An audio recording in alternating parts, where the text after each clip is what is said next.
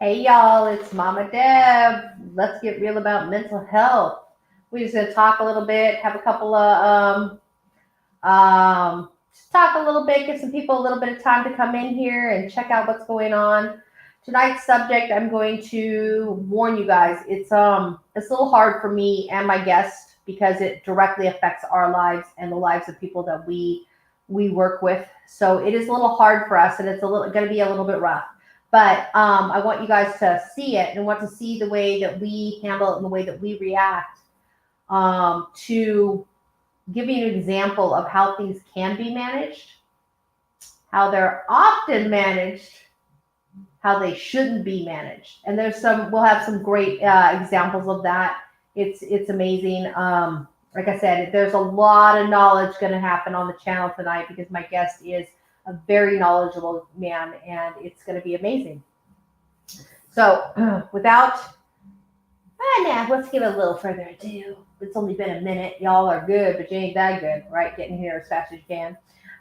So I hope everybody's having a great day. We've actually had a warming trend here in Oregon. We have warmed up to the mid 80s again, and it's only going to be this week is our last week of any type of warmth. We're going to be getting down to the nitty gritty and rain after that. So, that always affects your mental health. Those of us who have seasonal depression as well as regular depression, what have you, just be aware that it's going to happen. This is the time of year when we start to feel the blues, especially with the holidays upcoming. Just be aware and be open and honest with your family, your friends. And if you need to get some help, get some help. If you can manage it on your own and you can do physical exercise or be positive or proactive in your own mental health balancing, that's fantastic. And I think that's a great idea. But just be aware and put yourself on notice and check in every once in a while with yourself. All right. So today we're going to be talking about mental health and the healthcare workers. So what happens when those who are supposed to be are they not supposed to be? They do. Those who help everyone else need help. What are the statistics looking like with that? And they're actually, I'm going to be really honest, y'all, they are very scary. They scared the crap out of me when I read them today and jotted them down. So I'm just going to run over them really quick, and then we're going to introduce our guest, and we're going to go in more depth about talking about the things that affect healthcare workers as a whole. So it is estimated, I'm just going to stress the word estimated. It is estimated that 450 healthcare workers commit suicide every year. 450. 300 of which are doctors. Okay? 69% of healthcare workers abuse prescription medication at one point in time during their career. 20% of healthcare workers are heavy alcoholics. 75% of healthcare workers drink more than what is considered social or to help them sleep and not deal with the dreams or what they're having. 15% of healthcare workers use illicit drugs to help them deal with their mental health. And it is estimated that 15% of healthcare workers have mental health disorders before they become a healthcare worker. And 95, yes, you guys heard that, 95% of those healthcare workers have one or more mental health disorders when they retire or leave medicine. Those can include anxiety, depression, sleep disorders, PTSD, any combination of those. Now, what are we doing how are we ended up this way? And I think the question that we need to ask ourselves and ask of our fellow healthcare workers is it the weight of the job? What the things that we're tasked as healthcare workers of making decisions, they are literally life and death. That is a huge weight to carry on human emotion. Are there unrealistic pressures from the people we work for, the hospitals, the ambulance companies, whatever? No support given, because a lot of employers are still saying, hey, you're this, get out there and do your job. We have super long hours. Some of us have Superman crisis for a while where we think we can do it all, say it all, and be it all. And we don't take time for ourselves. There's a complete imbalance in our work versus our personal life. And the question that I think that all healthcare workers, and I mean all of us, need to ask ourselves is, who will rescue the rescuer when the rescuer goes down? And the answer is no one. We have to make ourselves a higher priority, because if I'm the rescuer and I go down, there's nobody there to help me because I was there to help somebody else. So we have to learn to make ourselves a bigger priority and a bigger emphasis on ourselves as a person, not just as the healthcare worker. With that being said, I would love, and I'm going to welcome one of my very dearest friends at this point in my life, student Dr. Ben, to the show, and he's going to share with us some statistics and some real life things that go on with his life, because as a fourth-year medical student. Welcome, Ben. Hey, how are you, sir?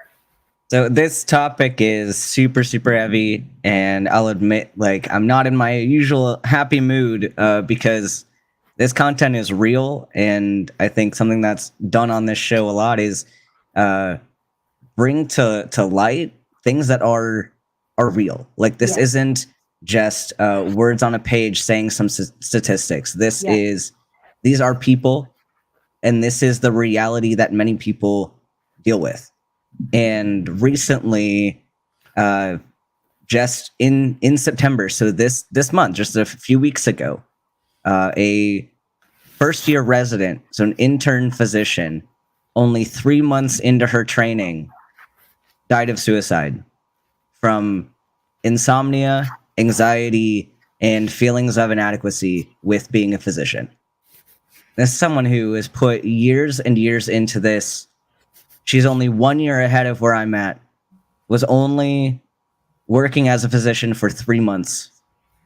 Internal medicine, which is a absolutely brutal field to be in. I remember when I was on my internal medicine rotations at the hospital with residents, it's toxic. Yes. The environment is absolutely toxic. And the feelings of inadequacy get to you. They get to you hard. Not only the exposure to the traumatic things that you see, but a lot of it comes down to feelings of I'm not good enough.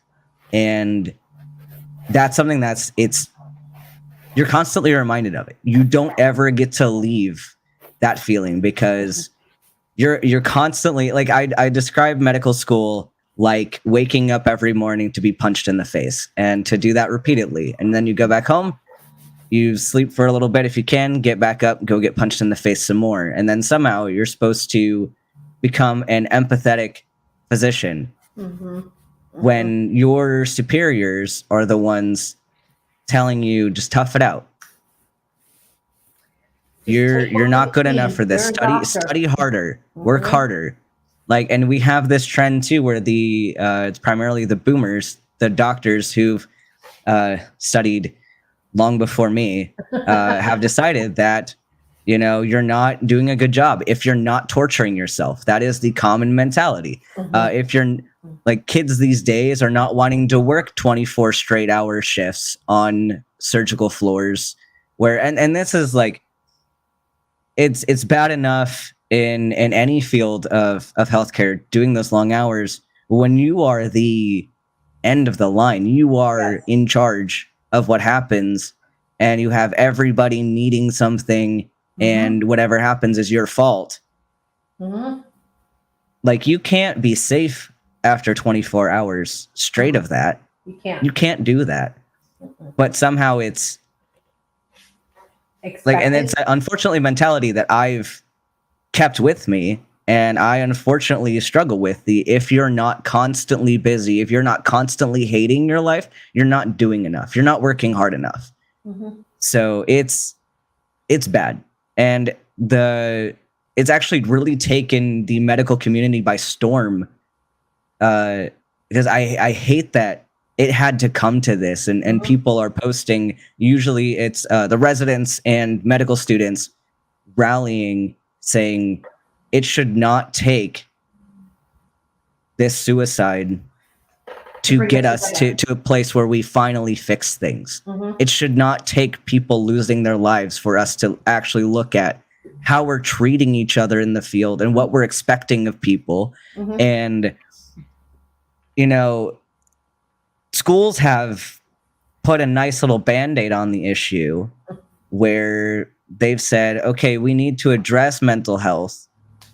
But the problems are, number one, they give you more busy work to do. Like, they'll give you an online module that's like, hey, here's how to recognize like symptoms of depression and suicidal ideation, Mhm. which is fine. But it's like, the problem is I don't have time in my life to Yeah. do mental health things. So Mhm. now you're just adding more onto my plate to worry about. Mhm. That's Which not you actually treat as your mental addressing the health. issue. It's Mhm. making it worse for me. Yes. And then you can, like, my school at least offers like free counseling, but the problem is that's during work hours, Yes. and you don't have time because you're too busy dealing with the mentality of keep working hard, don't stop. Like, Yeah. so when am I supposed to do it? Exactly. When you're supposed to make yourself a priority versus your schooling, because if you do take the time to make yourself a priority, then you're behind in your schooling and you have to scramble to keep up. And the first thought that pops into my mind, I don't know about you, Ben, but is, damn it, I'm never going to do that again because it put me so far behind. I feel like I'm playing catch up for a week. Yeah. You know, and it's just absolutely ludicrous to me that we are still in a place where healthcare workers are not given we're not given the opportunity to take the time that we need to feel and to express those feelings in a healthy manner without having some type of ramification against us either at the job or in our schooling. You know, Absolutely. as most of you know, I spent like 25 years, something like that, as a paramedic. And I think some of the worst calls that gave me PTSD, and I'm still struggling with that now, even after I retired for quite a long time, is that I would run on a call, and for example, worst case scenario is a cardiac arrest of a 6-month-old. We run on it, we do our best, we do everything we can, we get them dropped off to the hospital, we do our paperwork, we give report, and then the bells go off again on our pager. I don't even have time to breathe, let alone process the fact that 6-month-old is not going to freaking make it, despite my very best efforts. And that kind of stuff just adds up and adds up and adds up to the point that when you finally get to go home or you finally get 5 seconds to breathe, you blow your top. You either get angry or you get so damn angry, you're like, F this, I'm going to get drunk. F this, I'm going to take a sleeping pill. And then you keep that up, and eventually we're to the point, years down the line, we're like, it's not even fucking worth it anymore. And you and I both got into medicine for the same reason. We want to help people. We want to save people. But we're not capable of doing that if we are not given the tools to help ourselves. And that's something that medicine does not do. And everybody is so understaffed right now that you're stacked beyond your capabilities as a clinician or as a paramedic or as a nurse, that like people are falling through the cracks. And I know that there's some shortcomings with doctors being able to be empathetic. And some of that's due to arrogance, I will say. But some of it also is due to burnout and these residents who they're taking these very complex cases in the hospital and they only have so much time and only so many residents to handle them that you're stacked. And when you have things in front of you, if you have this patient who has some back pain versus this one that's in DKA and you can't figure out why, you have to, unfortunately, something has to go on the back burner for them, and it's going to be someone's back pain. So it might be like, it sucks having knowing that somebody is up there sitting in pain and that you can't help them right now, but sometimes you can't help them right now. And it further adds to the feelings of inadequacy because you try to do the right thing and you try to put things in the right places and you try to figure out everything that's going on, but you're one person and you don't have enough of you. And then you get people inevitably that yell at you, like, why aren't you doing better? Why didn't you do it this way? Why didn't you do it that way? And you're one person. And oftentimes these people are in training, like these residents are in training.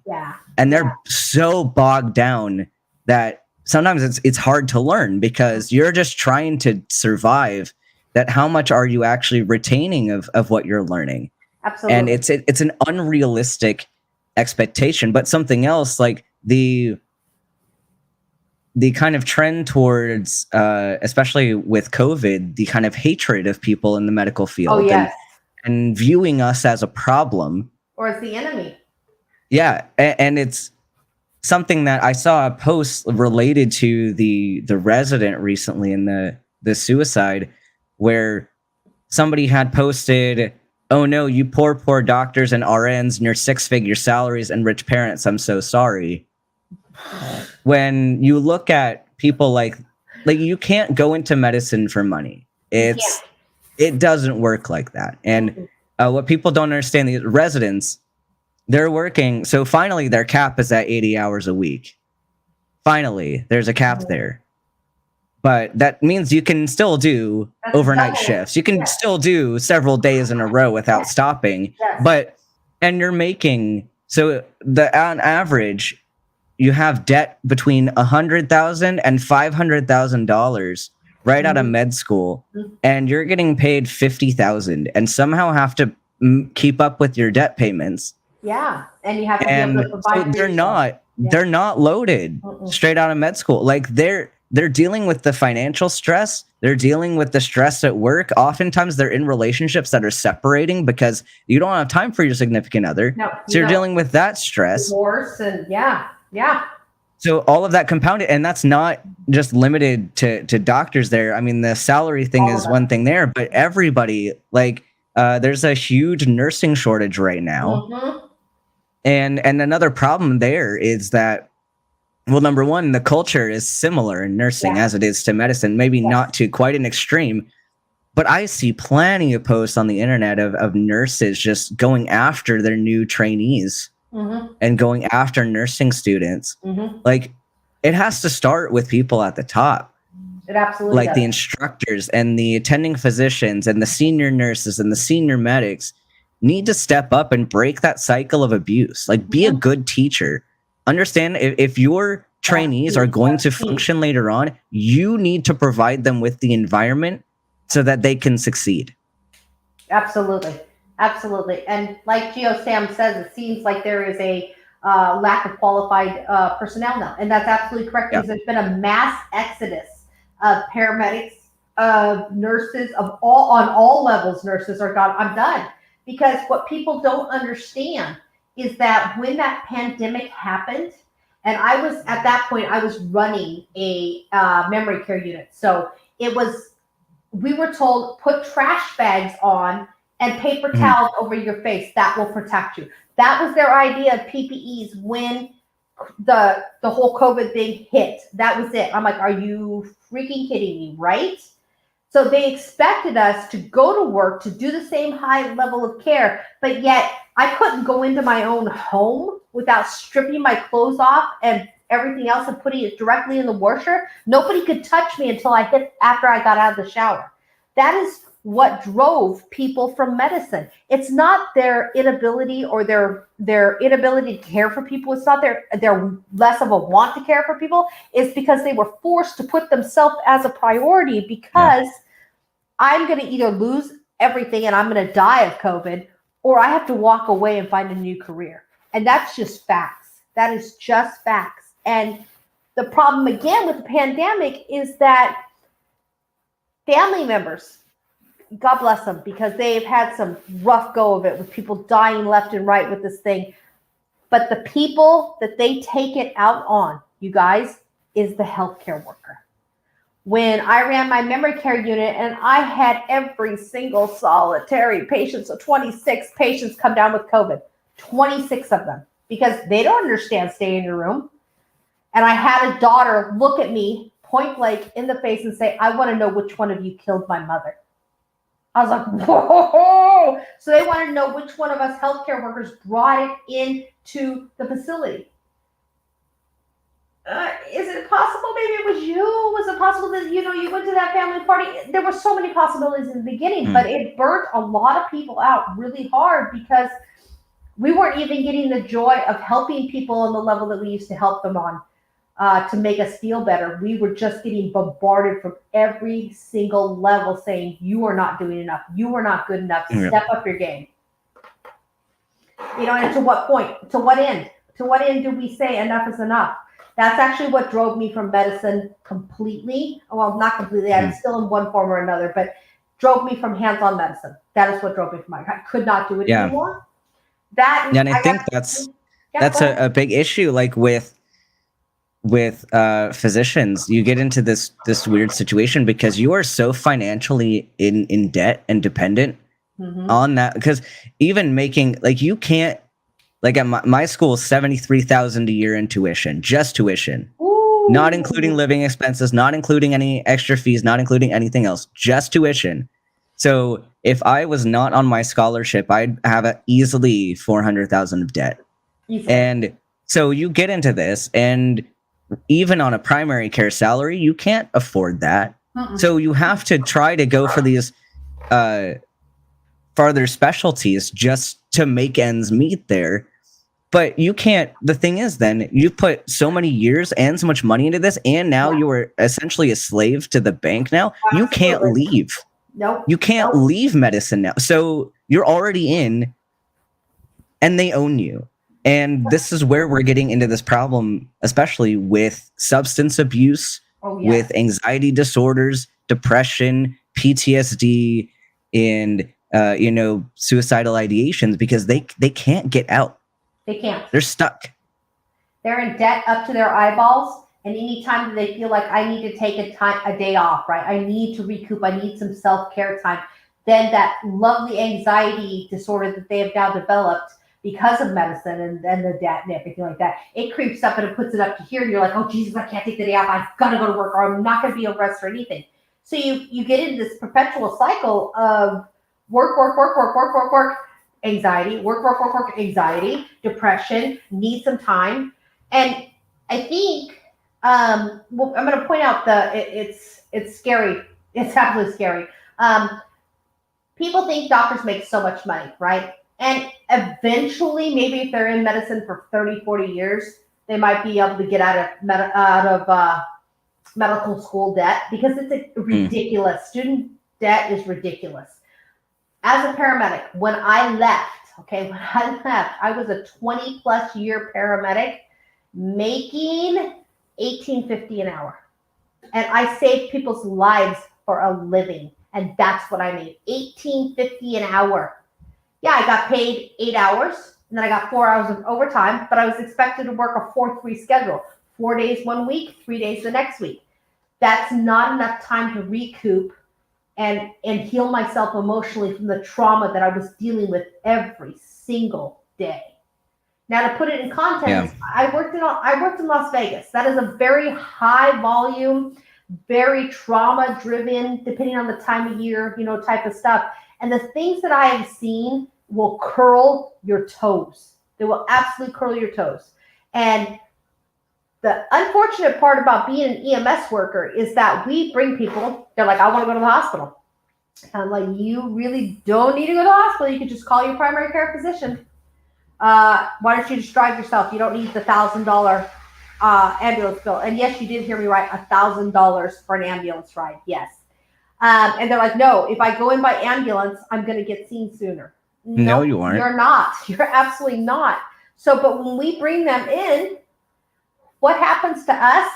The patient's mad because they're not getting seen right away, even though we told them that. And the people at the ER that have to deal with this person for the next 12 to 14 hours or whatever it is, they're mad at us for bringing that person. They didn't need to be here. I know.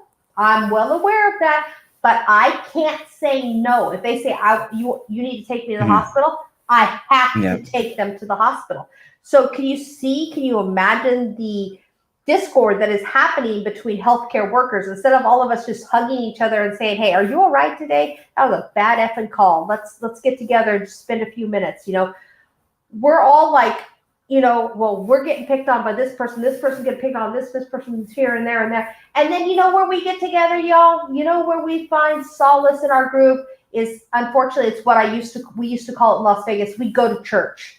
Go to church would be the local bar that was next to the hospital where the EMS people would go, and we would all come together and drink after shift to try to forget and get somewhere right in our heads so that we could go home to our families and not bring them the BS that we just went through. And we all know how healthy that is, you know? The large, yeah, go ahead. I just want to answer a question from Geo Sam in the chat. What's vacation time like for those in the medical profession? It depends on what you're working in. For medical residents, so new physicians, minimal. For attending physicians, minimal, unless you're in very specific specialties that you just don't have to work. Some people like end up doing like cosmetic dermatology and they like hardly ever have to work, but that's rare. Most physicians do not get much time off. No. Like in residency, you're supposed to have 1 day a week off. Mm-hmm. If that happens. For EMS personnel, we accrue it by seniority. So if I've been to the company for 5 years, I might actually get a whopping week and a half off. Like I said, I spent a lot of time with the company that I worked for, and the most I ever had was 2.5 weeks off. But here's the thing, I couldn't take it all at once because then that would put them down manpower. I could only take them a week at a time. So they control the way that you can take your vacation time. And what's even worse, and I think it kind of relates to this, is like when we had a bad call, and Ben can back me up on this. Sometimes you get so spun out, you can't even make a freaking sentence because all you're doing is reliving the crap that happened during the call, and nothing went right. Everything went wrong, no matter what you tried. And say in EMS, we would call for the supervisor, I need a debriefing right freaking now, right? But here's the problem. When you got your debriefing, they would say, do you need to go home? And if you said yes, you were deemed a problem child, and you weren't allowed, they gave you less shifts for it or less time because of it. So what most of us did was, no, I don't need to go home. I'll go out and finish the next 6 hours of my shift, even though I really fucked up in the head. And that's something that happens to all of us. It's ridiculous that they think that we are nothing but machines. And in actuality, we are some of the most kind, empathetic, and helpful human beings on the planet because we get into medicine to help other people. We don't do it for the money, for the fame, for any of that shit.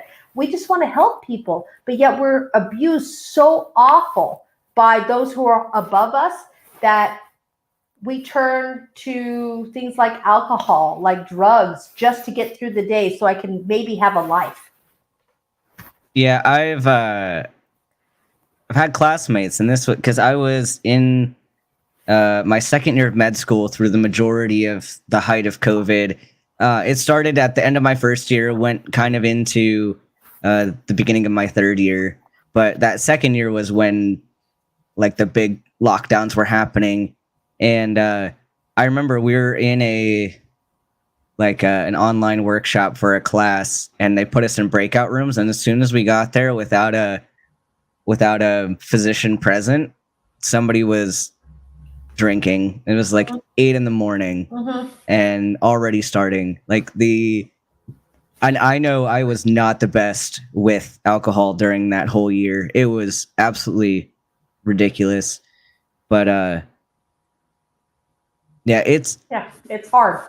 It's a problem. It's absolutely a problem. And we need to something that like this post about Dr. Jing Mai was saying, and that's the physician who died,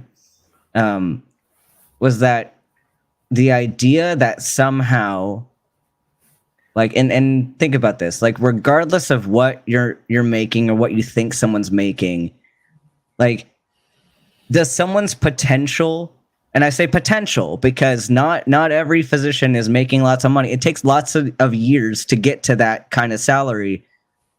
But does someone's future earning potential mean that they no longer deserve humanity? Is that what you're expecting the trade-off to be?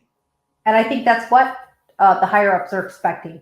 because they think that at least in my experience, like unfortunately, like Beck, I've lost colleagues to suicide more than I can even begin to tell you. I've lost to suicide.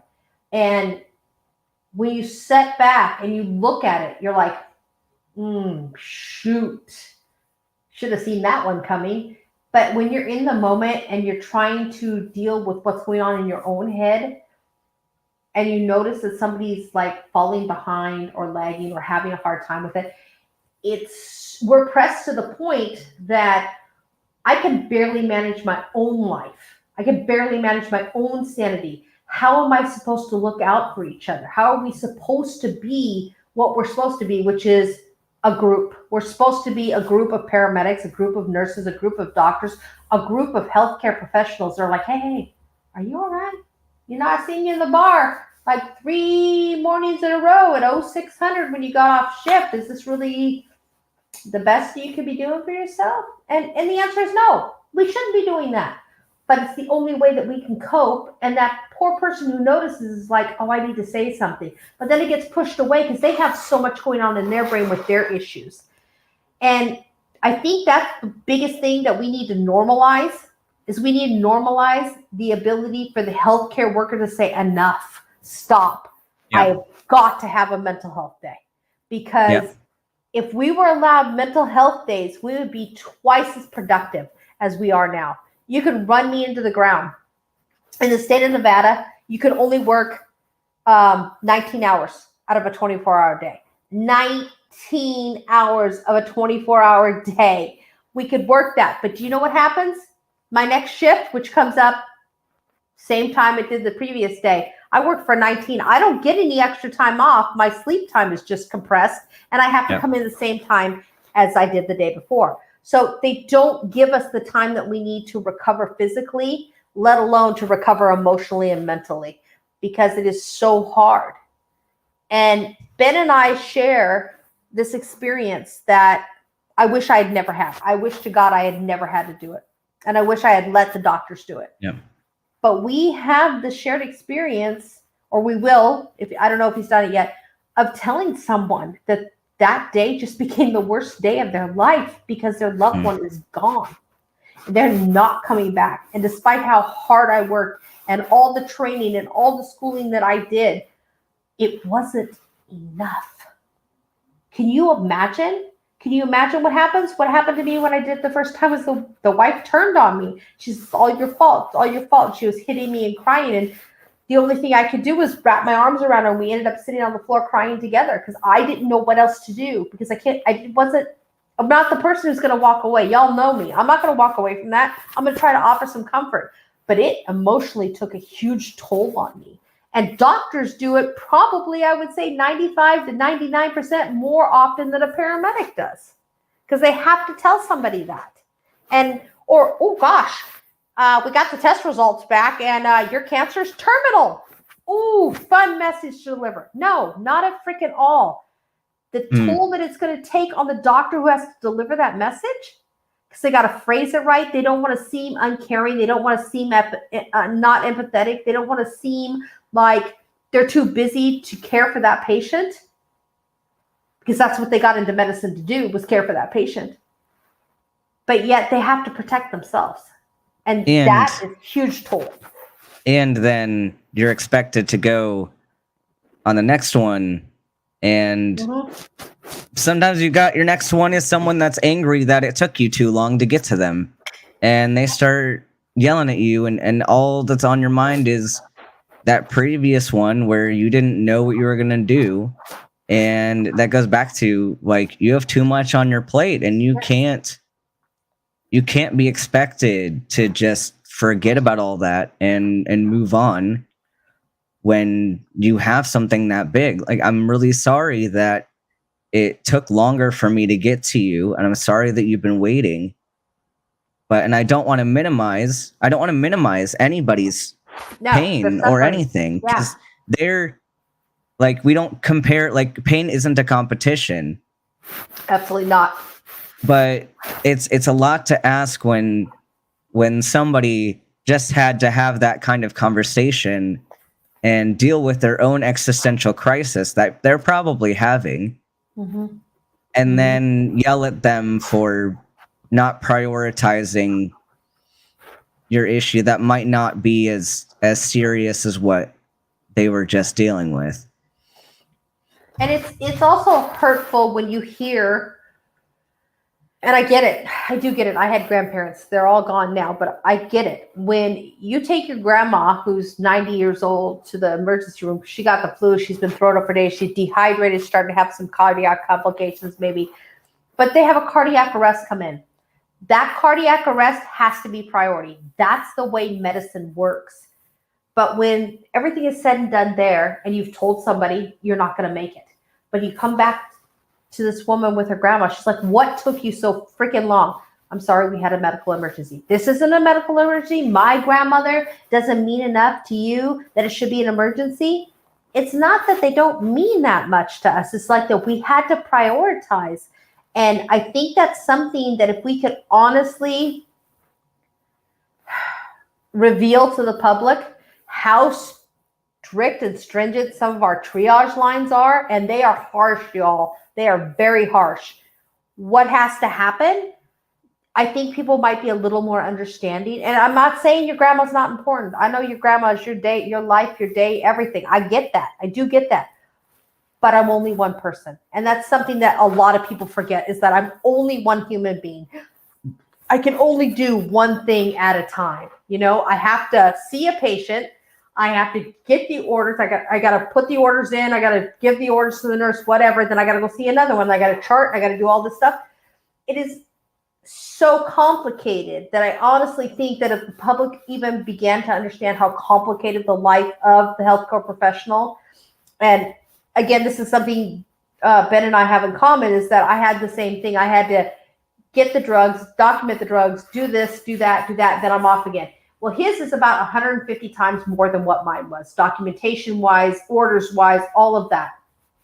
So if they understood, oh my God, this is not just the doctor sitting at the desk drinking his coffee. No, it's like, we're waiting for the test. I got to chart. I got to do this. I got to do that. I got to do everything. I think if the public understood that, they might be a little more lenient towards the healthcare worker, but nobody wants the public to know that, because if they knew that, I don't really believe that they would be coming into the emergency rooms as much as they are, and hospitals would lose money. And I know that sounds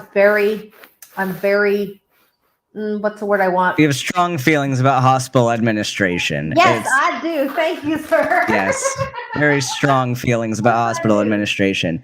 But, and something that like isn't as often considered, and this is probably the biggest factor in physician suicide, or especially in resident physicians and med students, is like whatever is going on with the patient specifically, usually that interaction, even if the patient's angry, even if anything like frustrating is going on there, that interaction is almost never as bad as the inevitable interaction between the resident or the med student and the attending physician, because that is the most terrifying part of your day, is usually is rounds, or if you're not doing rounds, if you're in the ED or if you're in a clinical setting, it's just when you're precepting after the patient.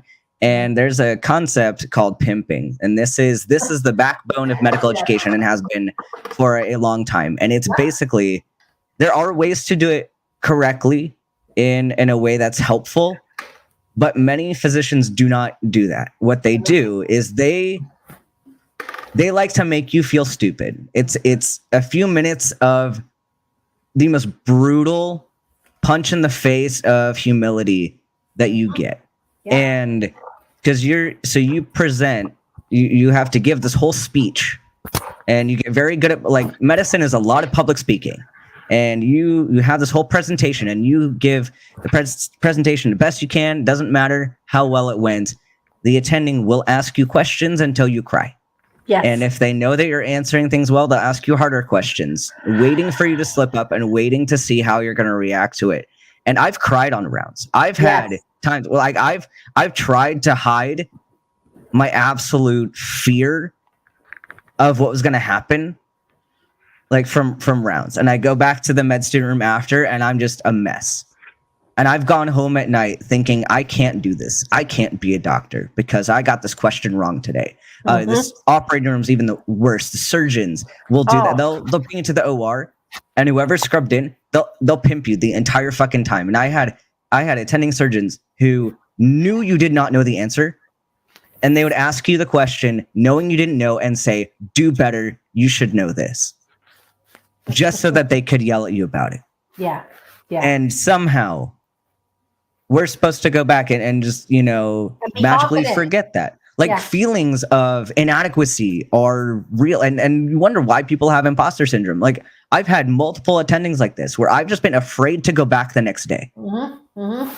Is it any surprise that new physicians are being diagnosed with anxiety disorders? And I had an anxiety disorder going in. So disclaimer, like I've already had one. Yeah. And then now trying to overcome, and like I've made a lot of progress with my own anxiety. And then that suddenly, after my cardiology rotation with my attending who told me that I should have heard an obvious murmur, this guy who has his 2 fellowships and a residency and practicing as a cardiologist for decades.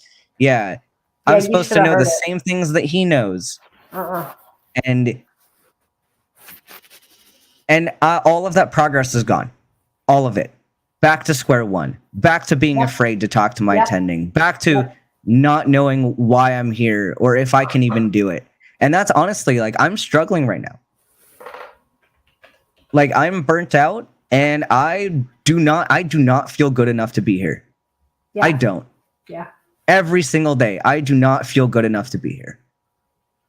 And I'm going to admit, like, it's been bad.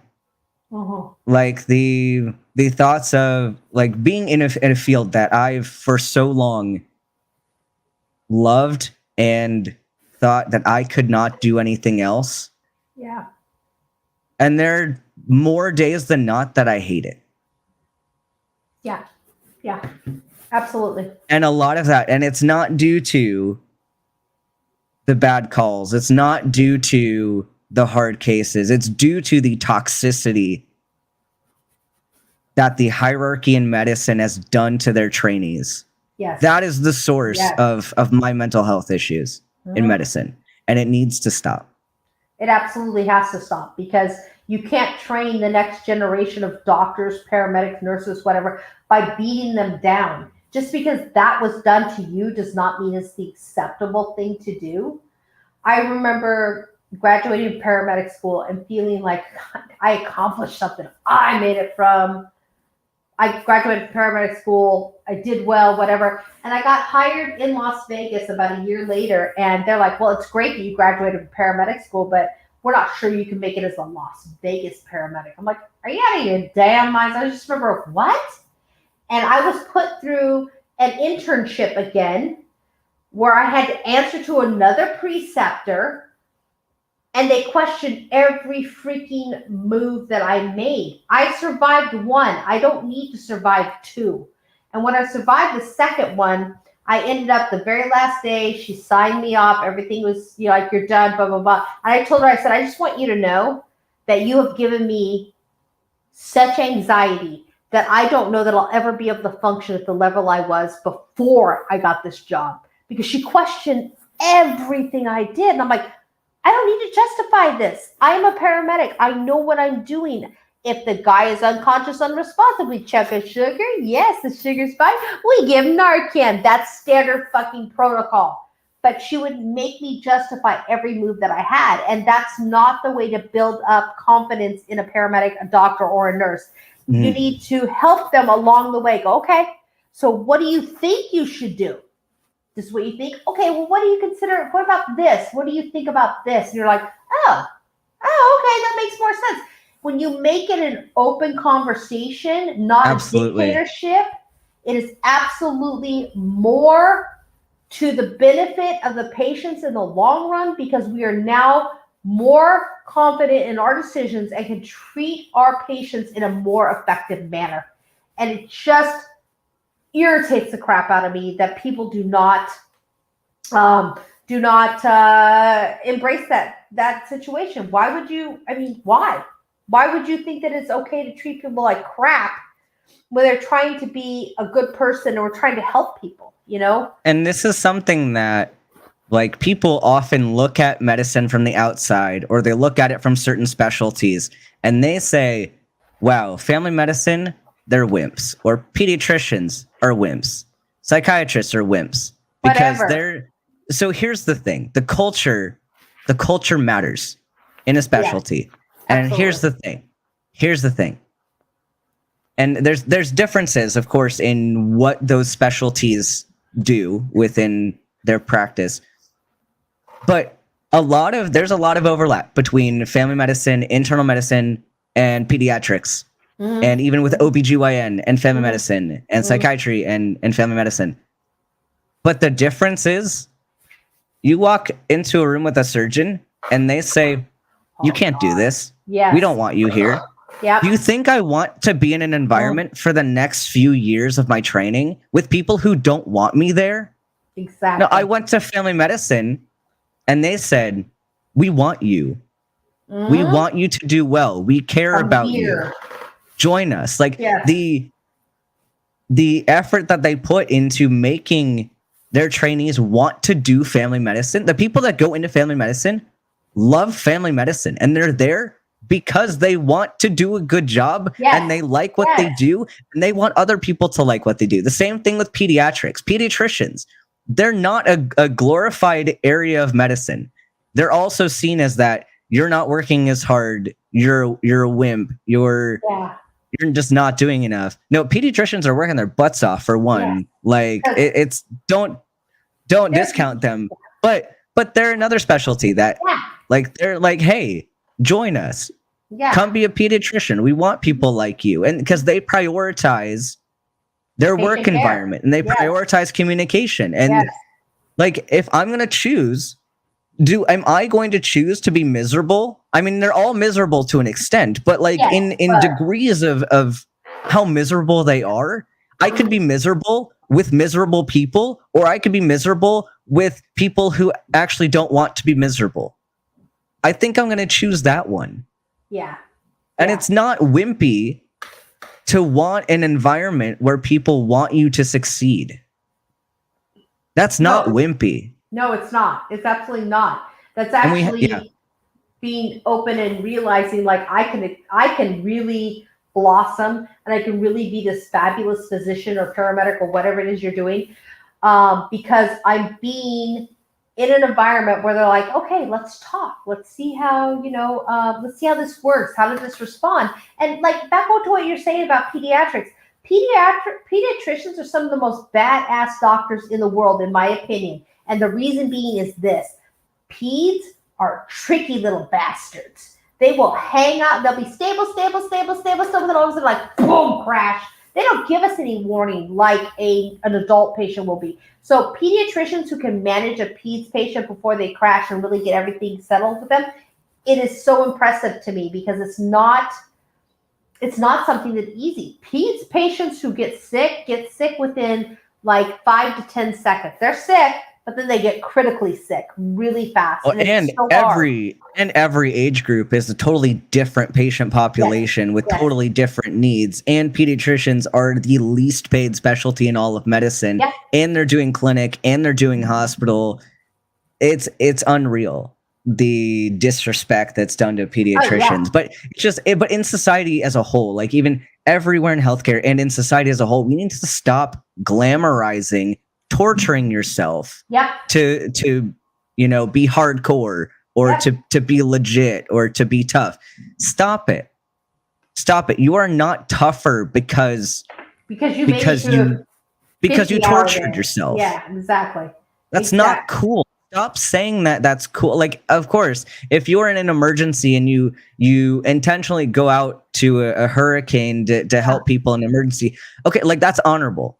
Yeah. That's an honorable sacrifice that you're doing. But stop shaming other people who don't put themselves in harm's way, Yes. or who don't sacrifice their boundaries or who don't sacrifice their mental health. Like it's not, you're not a better person because you didn't take care of yourself. No, you're not. Like it's great if you're wanting to sacrifice things for somebody else. Like it's admirable.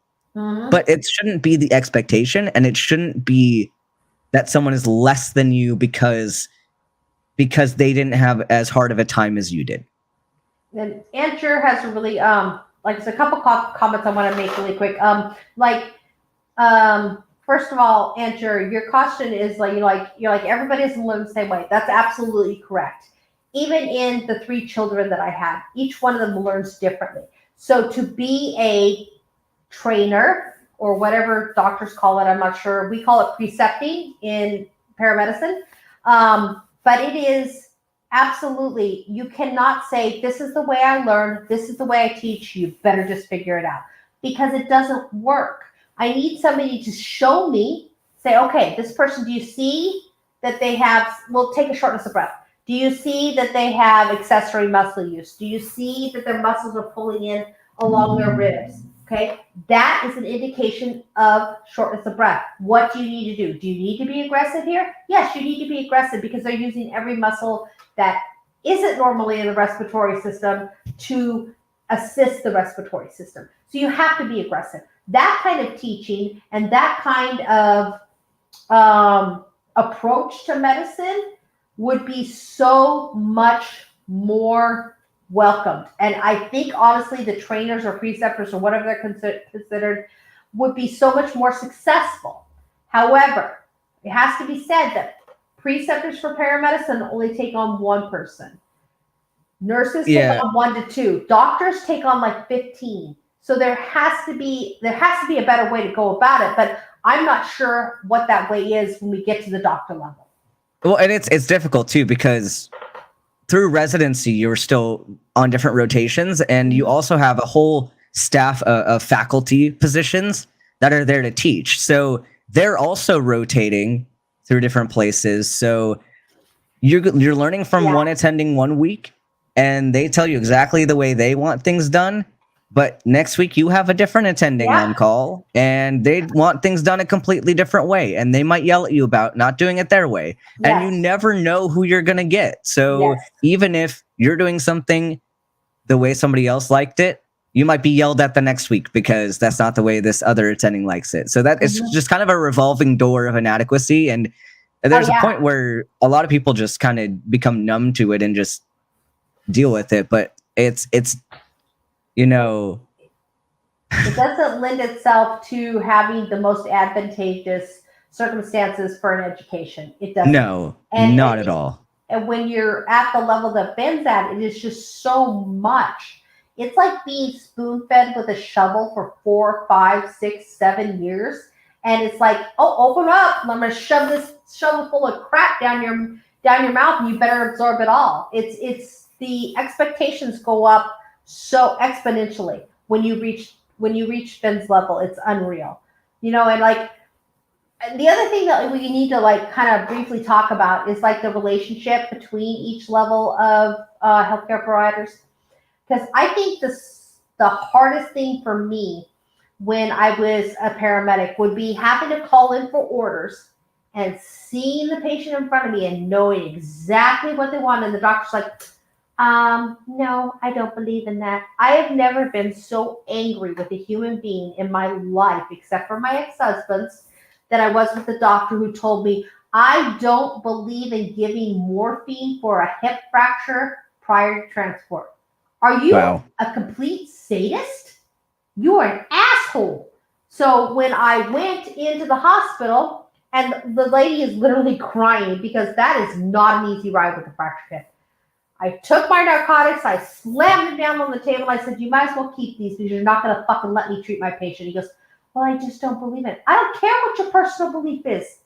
What I know is I have to listen to this woman scream for 20 fucking minutes because you couldn't get off your high horse and give her morphine. 20 minutes, 20 fucking minutes she screamed. And that is a frustration level for me because he's like, this is my personal belief. I don't care. I want your medical belief. That's what I want. And that's a frustration level that we deal with all the way around. because even Beck as I'm sorry, Beck, Jesus, sorry, Ben. Ben as a you're a resident, correct? Or you're just shy I'm of a student. I'm a student. So when he starts his residency, he's still gonna have to take orders from doctors that are above him. It's like it never ends, you know. And he's like, "Well, I want it done this way," and this doctor says, "I want it done this way." And Ben's like, "Oh my god, okay, so Doctor So and So wants me to do this, this, and this first, but Doctor So and So wants me to do that, this, and that before I do anything." So it is. The thing is that I understand you have personal preferences in medicine. I understand it's the way you work. That's how all human beings work. But you have to have a generalized thought process to, in my opinion anyway, to get the most effective patient care across to your patients in a manner that will help them no matter who's there. And that is one thing that's absolutely so frustrating for me. So frustrating. It depends. A lot of Western countries kind of do it the same way. Like, I know the UK has a very similar system, but still kind of different. Like, they still have their junior doctorships, which are it's like a residency, but they just call them junior doctors, and it's their medical degree is different. But otherwise, like, I think this is kind of universal, at least in Western medicine. Yes. In some Eastern countries, even like those practicing more modern medicine, they might just have some cultural differences, and I don't know what those are.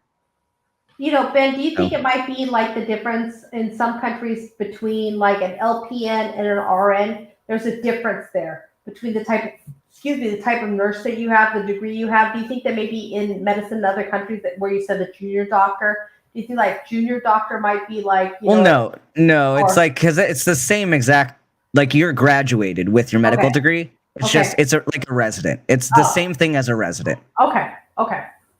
So you're on the same level of degree. You're just new, and so there's making sure. Yeah. Title. Okay, got it. Yeah. Ox, I don't know about that. I don't know about. Good God, bleeding with leeches. I was hoping that went out with the well, there are some cases actually where bleeding is necessary. In cases of hemochromatosis, you still have to bleed people, but it's usually done with phlebotomy and not just.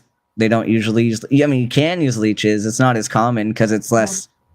Like, I mean, leeches carry other diseases, but yeah, medical leeches are still used some places for that purpose. But it's not as common as it once was in the Middle Ages. Not as common because it's easier to bleed somebody with a needle than it is with a leech. Absolutely. But yeah, so Edgar, I think that the comment that Beck just had up there was that is it because the pediatric patients are so hard, they don't communicate well? That's one difficulty, absolutely is. And you're taking what mom and dad say for the very young into account and how you're going to treat the patient. The thing is that the pediatric system, it's different from the adult system. The adult, as an adult, you start to see compensation. Like you're like, I'm sick. Okay, I'm sicker. And that's the way the adult body works. The pediatric body does this. I'm sick. Oh crap, I'm really sick. So they don't give you that like little bit of a lead up that the adult body does. And that's what makes pediatric patients so difficult. When they're critical and they're showing signs of being critical, they're way past critical. They're in a lot of effing trouble and you have to move super fast. Yeah, I would say it's all of the above. It's all of the above. Why peds is difficult. It's not easy, let me tell you. And then, the other thing is that with pediatric patients, sometimes you got to start an IV on them. And there is nothing worse than looking a mother in the eye or a father in the eye and saying, hey, I need to stick this needle in your baby's arm and it's going to help them when they're screaming and crying. So it does make it difficult because you have to deal with the parents feeling some form of guilt because they're like, oh, my baby's sick. Oh, shit, now I have to hold my baby down. Because always with me, baby is transported in mom's arms, and they had to hold them while I started the IV. Because if I didn't have a car seat, if they did not have a car seat, then they had to be held in mom's arms. That was just plain and simple. If they had a car seat, then they went in the car seat. But There's just so much going on with a pediatric patient. You just never know. I think we're getting close to the end of the show because I saw OA go live. Did she? Oh, hell. Yep. Oh, yeah, we actually are. Wow, Ben, that went so fast. That went so fast. Alex, I don't have any data about that, so I can't really answer that. And also, it's not really on topic for the show. But Ox, I will look it up and I will get back to you about it. So, y'all, it's been an hour and we try to keep these in an hour because we want everybody to jump over and support our friend OA. So please, thank you. First off, thank you for coming and talking with Ben and I, or listening to Ben and I talk about the importance of mental health in the healthcare worker. If you know a healthcare worker, please make sure you check in on them. Make sure that they're doing okay. And don't just say, if you say, are you okay? And they say, yeah, I'm fine. I say, really? Make them sit down and look at them and say, are you really okay? Because we are really good at hiding that kind of stuff from people. Ben, thank you so much for coming and sharing your experiences. And I hope that we made a difference in someone's life, that they can either take the time to take care of themselves, or they know somebody they're like, hey, I'm going to be supportive of that. And yes, doctors and nurses are horrible patients. So are paramedics. Yes, we are. That's absolute. But anyway, thank you again, Ben. I really appreciate you coming on and talking to me about this, because this is a subject that is near and dear to both of us. And if we can influence people in generations to come, or preceptors in generations to come, it will be a great thing, because we don't need them to go through what you and I have gone through. So, all right, y'all, I'm gonna fade away, and I'm gonna ask you to please go ahead and go over to OA's stream and support her. I'm not sure what she's talking about tonight. I should have looked that up. But please do go over and support OA. And I love you guys very much. And remember, you're perfect just the way you are.